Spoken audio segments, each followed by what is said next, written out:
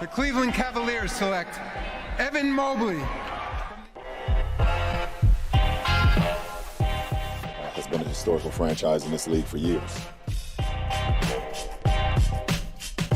We have a trade to announce. The Boston Celtics select Jason Tatum.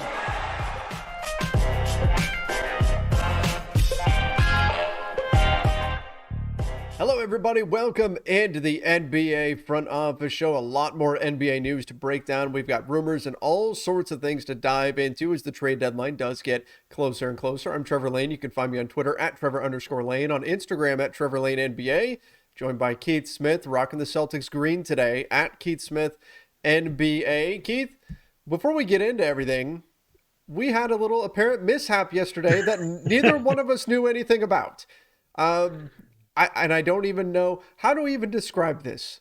There was an audio anomaly. Fartgate. Yeah. That's a better way to look at it. So, I went right to it. You were trying to be nice and be professional, and I went right to Fartgate. You went Fartgate, I went audio anomaly. But in any event, so yesterday, we had people mentioning this in the comments from yesterday's show, our Western Conference show, that it sounds like somebody was having some digestive issues at a certain point in our show. I've never had this come up before, and obviously neither one of us heard it live because neither one of us is mature enough to hear that live and not comment on it and not say 100%. That's how I know it wasn't a fart. One of the two of us would have called it out, and we would have laughed about it like children. Because when I heard it, like I laughed like a child, and I was like, "What is that?" So the only thing I could think of is at that moment, if you're watching the video, I was fidgeting with some stuff on my desk here, and I've got this screen that sits right behind my mic. All I can think is I must have moved that, and it slid in a certain way on my table, or something like that must have. In any event, we'll see if it happens again today. But you know what? The random stuff that occurs when you're recording in sort of a quasi live setting like we are, and we're not going to go back and rewatch the entire show before we put it out there. You never know. Sometimes crazy stuff happens.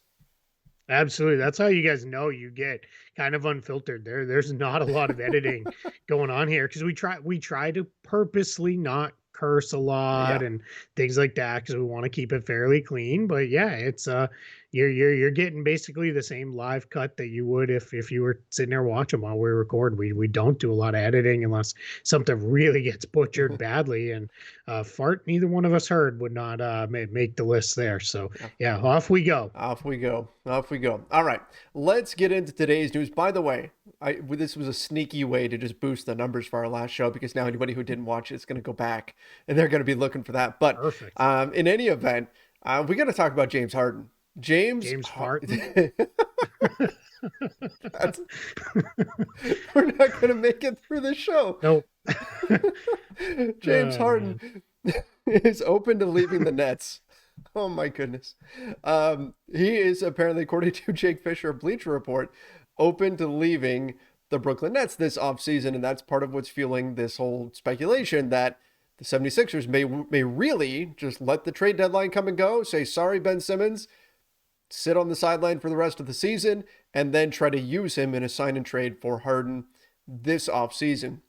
So I think this gives a little bit more legitimacy to the idea that the 76ers might not be bluffing here, might really be okay with letting the trade deadline come and go with no Simmons trade.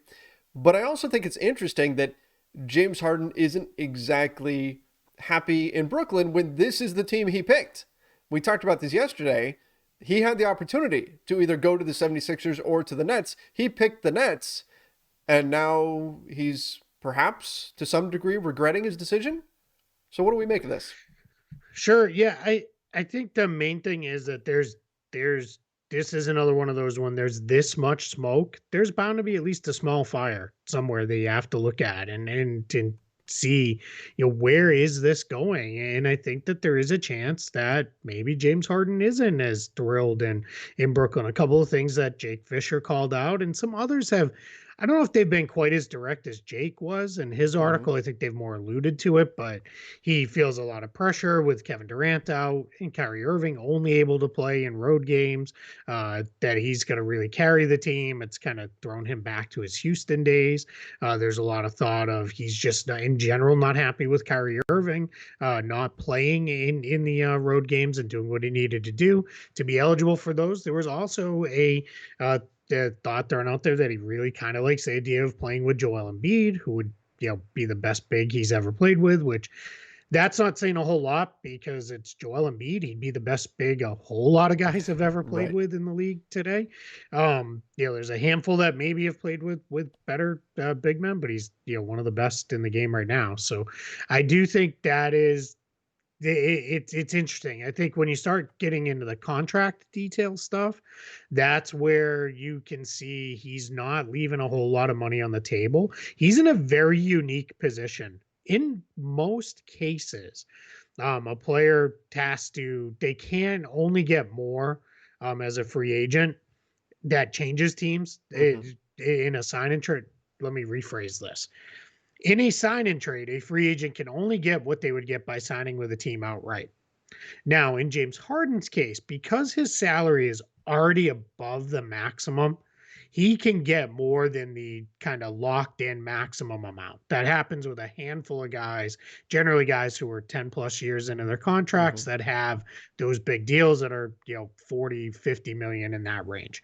So what that means is he can get 105% of his prior salary. Okay. So that's about $6 extra million, roughly six and a half extra million, roughly in first year salary. Then what the difference becomes is he can only get 5% raises if he's moved via sign and trade as a free agent this summer. Whereas if he resigns with the Nets, he can get 8% raises.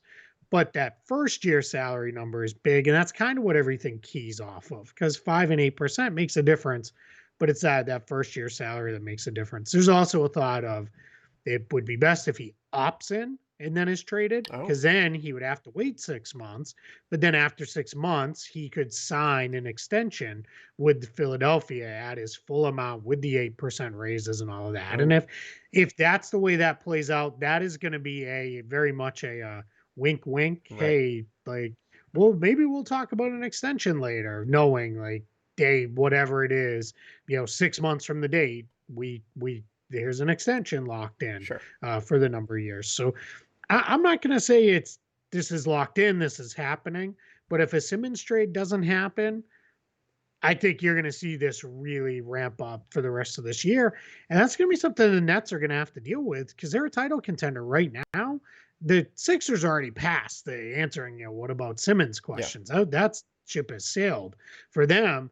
The Nets, though, are going to have to answer a whole bunch of questions, including James Harden, the rest of the way of, are you here? Are you going to leave? Are you going to go? What does it look like? And all that stuff. And that kind of becomes an interesting subplot to the season for one of the best teams in the league. It also means for us, the Simmons siren will never die. That's what it, because it means if this goes past the trade deadline and goes into the summer, we're talking about another 6 months of talking about a Ben Simmons trade. So 5 at least. If not more. So there's that added to it, I suppose. But when I'm looking at this situation, if the 76ers feel pretty good, hey, we've got, even if it's a 50% chance that we could get James Harden in the offseason, right? If they're hearing back channels, that sort of stuff, then that's got to be part of their decision-making process when they're evaluating trades right now. Hey, if we wait, this might be there, right? And so that's something that they have to factor in. Yeah, because what you're doing there is, unless it's a 100% chance at the trade deadline of Bradley Beal or Damian Lillard or other superstar that's not expected to be available, you don't do it because the Kings package of guys, the Timberwolves package of guys, Pacers package of guys, 3-team constructions with those guys. You assume all those will still be there this summer if you don't get Harden, and you can revisit those then. I have said for a long time I thought Ben Simmons would be gone by the trade deadline. I'm off that now. Now I think it's far less likely that he's traded by the trade deadline. I think he's going to stick right where he is unless some team gets really, really crazy and gets, super silly with, hey, we're going to throw picks and players and everything else. That Philly then says, well, we'll just flip these guys for James Harden in the summer. That's where it could still happen, but I think they're going to hang right on there and say, hey, whatever this season is, it is. And then we're going to really try to load up next year. Again, we said this on the last show. This is their last best chip to really put a title contender around Joel Embiid, just because they've got other salary stuff they got to work around and wait out. So Simmons, this is the best opportunity for them to go get that player, both from a talent part of a trade and the salary matching part of a trade as well. And let's face it, if you're the Nets and James Harden is leaving, getting Ben Simmons is not a bad compensation there for James Harden going away, right? I mean, we've seen teams where the star level player hits free agency, they're over the cap, that guy leaves, and there's nothing they can do to replace him. If you're the Nets and you can walk away from James Harden leaving with Ben Simmons, you got to feel, I mean, obviously you don't want James Harden to leave, but you got to feel like, hey, we were pretty fortunate to be in this particular situation if James Harden decides to leave. If I'm the Nets too, let's be positive and assume the Kyrie situation is resolved next season, one way or another. By the start of the next season, he is able to play in every game. I'm feeling pretty good with Kevin Durant, Ben Simmons, and Kyrie Irving as my grouping, because Kyrie and Durant together, that offsets a lot of the Simmons issue there, because they can do so much stuff, and that team needs a boost defensively.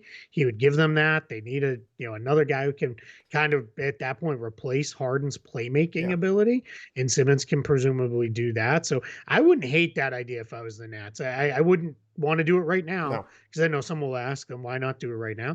No, you got to see this out, because they still may be the best team in the league. We don't know. We'll see what it looks like. I don't know that they are. I don't know that I'd make them the favorites or even the co-favorites, but they're going to be there. They're going to make noise, before all is said and done. So yeah, but that becomes very interesting. I think all around there's a lot of intrigue here, but I think this drags into the off season. And if you're the Nets and you're looking at your path to a championship, what you don't want is to do that deal now and then run into James Harden and Joel Embiid in the playoffs, right? Yeah. And so you would rather have, if you're running into the 76ers, have it be the 76ers with Ben Simmons sitting on the sideline than the 76ers with James Harden in their lineup. So yeah, that's another thing too. Yeah. You don't need to make a team you may need to go through any stronger. Exactly. Let's jump to Jerami Grant.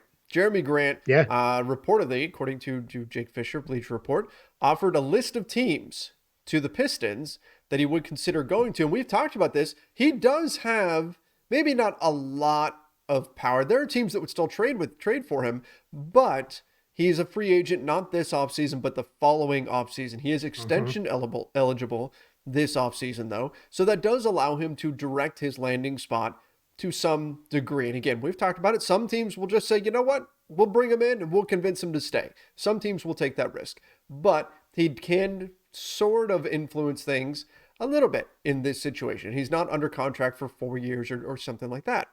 So what are your thoughts on it? And we haven't heard what teams are on the list. We have heard some rumblings, though, that he doesn't want to become like a afterthought on the offensive end.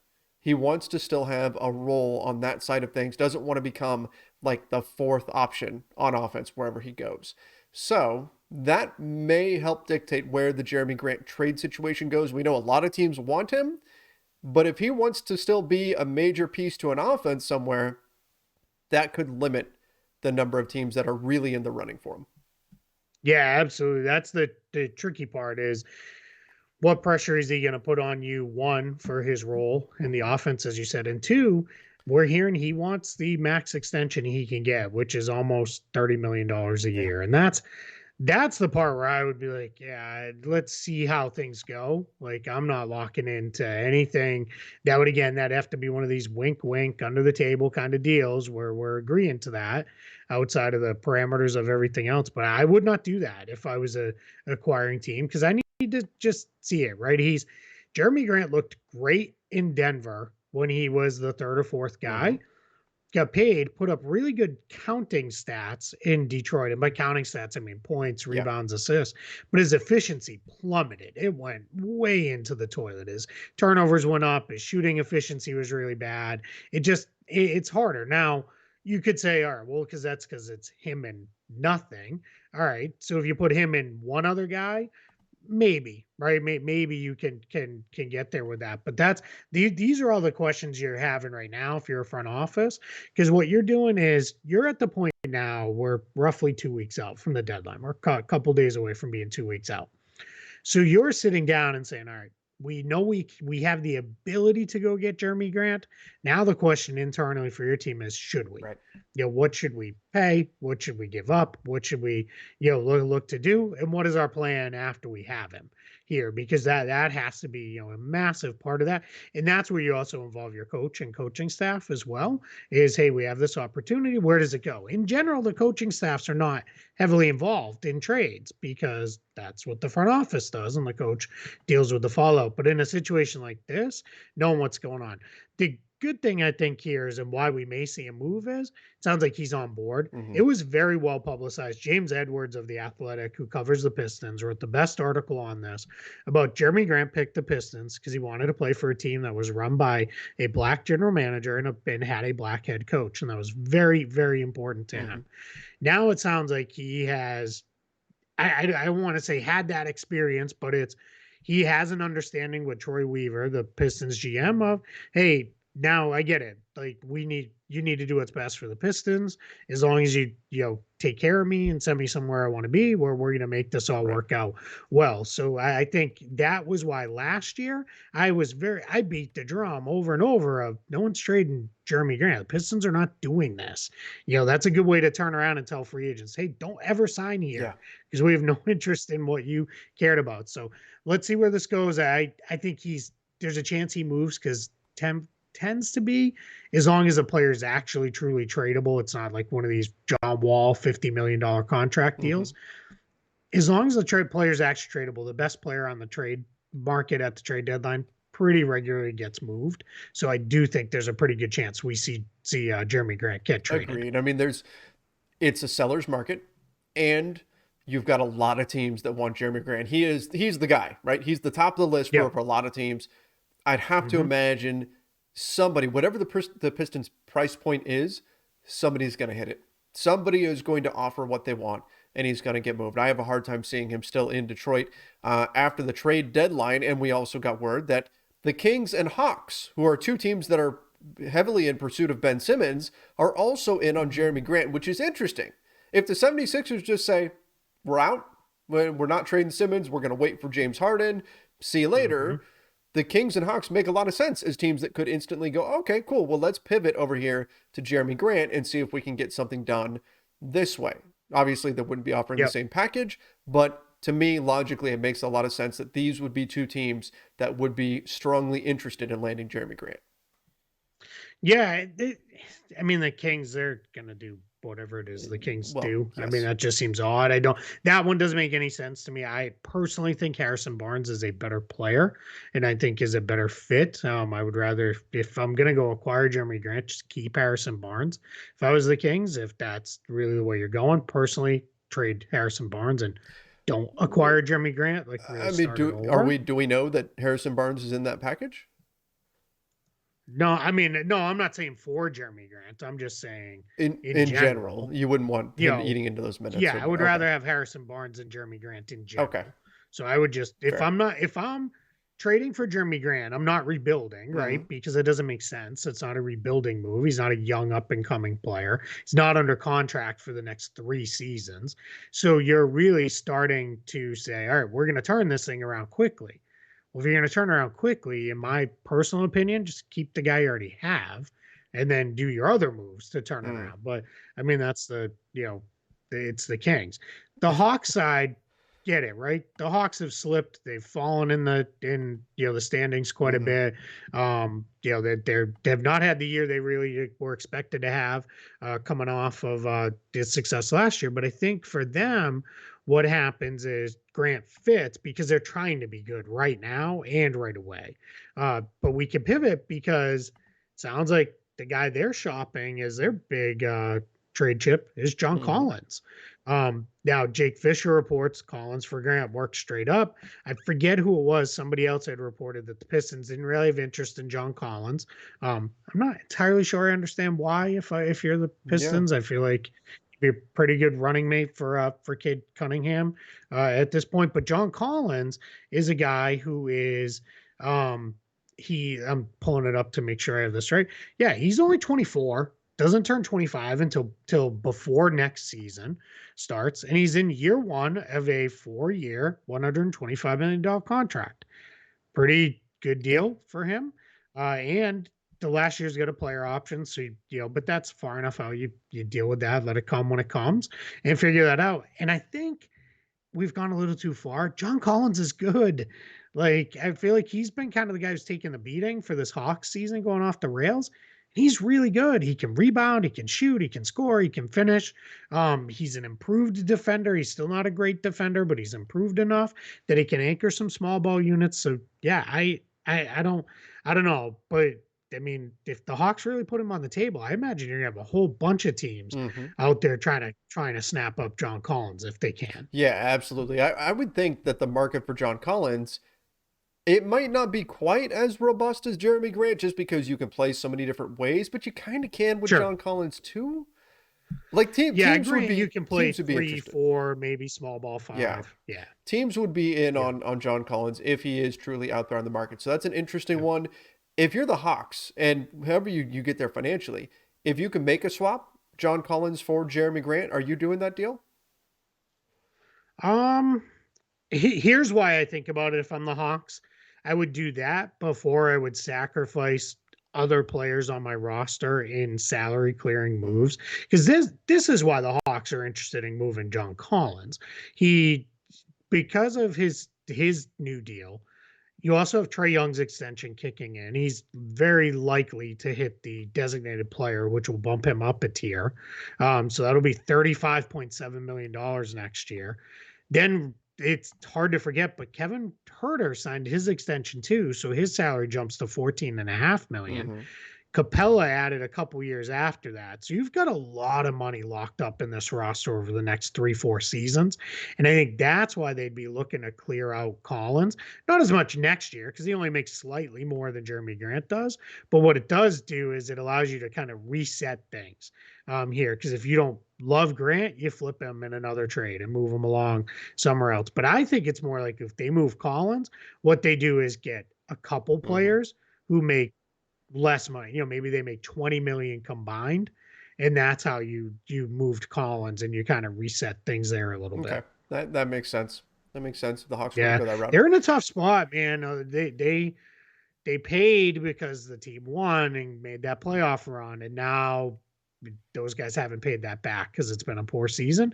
But you almost have to really have a sense of, was this a 1-year anomaly that we slipped, or was last year the anomaly? And then really have that internal conversation. Because if you're thinking at all, well, last year was the weird season, not this year, then you should be starting to move some guys and look to reset around Trey Young. And right now they are a game and a half out of the play-in tournament. The Washington Wizards, who have been slipping, currently sitting in the 10 seed. Mm-hmm. So the Hawks, I mean, if they make the right move at the deadline, they can get themselves into the mix there. The Yeah, question is, what can they do from there? Is this a team that can really move into the second round? Maybe, can they sure. get to where they wanted to go? That's the question mark, and that's something they're going to have to figure out before they make a move this Yeah, offseason and we or this we trade don't deadline. love the cliche of they're the team no one's going to want to play, right? Right. But I mean, it's kind of true, Mhm. right? You wouldn't want to see them get through the play-in because I always look at a team like that is in the playoffs when you're a huge underdog, how do you win? Well, you steal a game where you make a whole bunch of Mhm. three-pointers. All right, that can happen. And then Trey Young's good enough; he can win a game or two on his own. And now all of a sudden, if you're the higher seed, you're in a series you don't really want to be in, and that's where it gets really kind of tricky to deal with a team like Atlanta. So I think a lot of teams would much rather see them. Yeah, hey, just keep goofing around and miss the whole thing entirely, and then we don't. We'll see it in 2022 and go from there. Speaking of players who have been missing, and then the Hawks have kind of been MIA this season, but The Lakers have also been a disappointment, certainly, in how they've performed this season. They're not where we expected them to be, but it looks like tonight they will be getting Anthony Davis back, Yeah. finally, in Huge. action. I say finally. He's been out since the middle of December, dealing with an MCL sprain. And the Lakers have certainly needed him. They need him on the defensive end of the floor. Their defense has slipped greatly since he got hurt. And he's a guy who can certainly help them out. I don't know that AD coming back fixes all the problems that ail the Lakers. I certainly don't think that's going to be the case. But I also think you can't look at a player of AD's caliber and say, "Oh, Anthony Davis, that doesn't move the needle at all. That doesn't help this team." No, I think he absolutely will help. And more than anything else, it'll be good just to see him back out there on the floor, though, and healthy again. Yeah, anybody who's saying it makes no difference, they're quite frankly, they're rooting for the Lakers to fail at that point, because that's just silly. I get it. Anthony Davis wasn't Anthony Davis at the start of this season, wasn't shooting the ball well, wasn't the same kind of, he's just such a destructive defensive force when he's right, and he wasn't really that kind of guy. But I mean, yeah. And it's funny, I had this conversation with someone just this morning. They're only 2 games out of the 6th seed, because Denver hasn't been able to really create that separation. The 4 games to catch Dallas, that's starting to get a little bit of an ask. The 6.5 to catch Utah, that's not happening. I can't imagine they're going to climb all the way up there, because you'd also have to climb over 4 teams to make that happen. But getting into the 6th seed, yeah, that's 100% on the table, because LeBron just keeps doing what he's doing. Get Anthony Davis back. Here's how I really sum it up is, Anthony Davis is better than the combination of whatever they're getting from Dwight Howard and Trevor Ariza. And that's kind of the replacement you're looking for there. Maybe Stanley Johnson, you throw him in the mix, but he's going to give you everything that those guys give you and more. And then they're going to give you whatever they can in, the whatever minutes are left over. And I think too, this is a chance, because now, other than Kendrick Nunn, you start to get maybe a look at, or what is it this they envisioned being? Right. Because now you have Ariza, you've got LeBron, you've got AD, you got Russ, you got everybody else. How does this start to come together over the next couple of weeks and see? And, and then it'll be, all right, move on from player X at the trade deadline with, a second or cash or whatever to dump their contract and open up spots for the buyout market or whatever you're going to do to make those minor moves and just keep going. So, yeah, it's big to get him back now versus getting him back 2 weeks from now after the trade deadline, because at least you get a couple week look at, all right, this is where we really feel like we're at now. And this will be the healthiest they've been all season with just Kendrick Nunn out of action.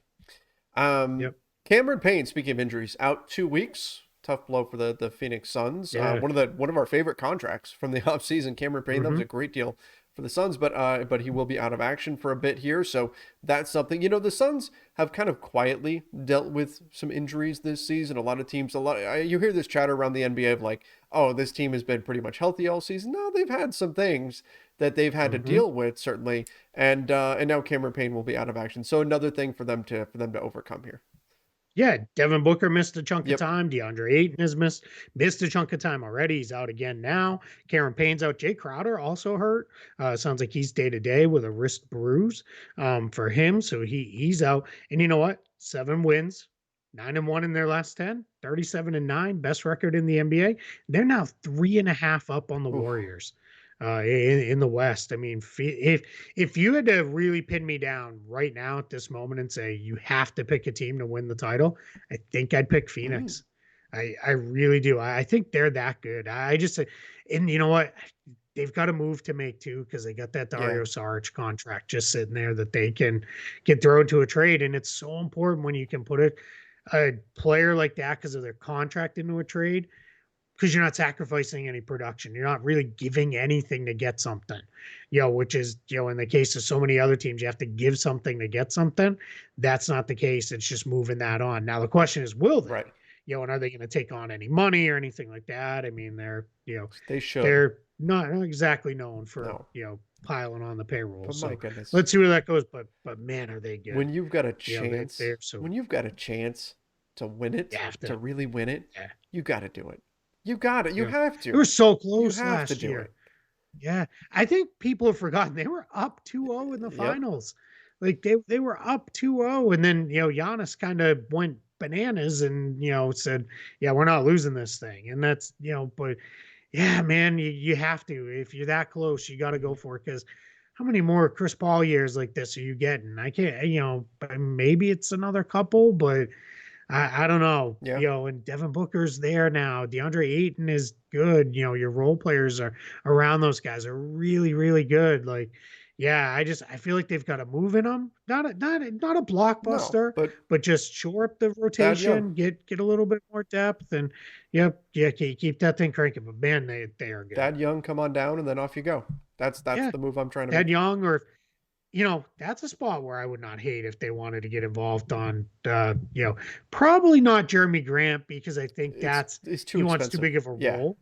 Yeah, too expensive. But if you wanted to use Saric and Landry Shamet or somebody like that in a trade, and go get Harrison Barnes. Oh yeah, Harrison Barnes would be great. Maybe be your super six man off the bench or something like that. Like, now you're really starting to look at that team and you're like, man, that team just doesn't have any holes, right? They already really kind of don't, but it's, boy, they would be tough if they make one more move to shore up that rotation, and it's going to be really, really tough to get them out in the playoffs. Speaking of making one more move, James Jones gets an extension with them, and this is what happens when your team's doing well. You see extensions go to front office personnel. So good to see him get well recognized. earned. Very well earned. Done a great job. Running that team, especially when it was under tricky circumstances. Let's just say that over the last couple seasons. All right, I think that's about everything today. We got through it all. Appreciate everybody joining us. Make sure that you do subscribe right here to the NBA Front Office YouTube channel. Ring the notification bell. If you're listening to this over on a podcast, if you're listening to Apple Podcasts, Spotify, wherever it is, make sure you follow us there as well. Trade deadline's getting closer. We'll be back tomorrow with all the latest. Till then, everybody, see ya and stay safe.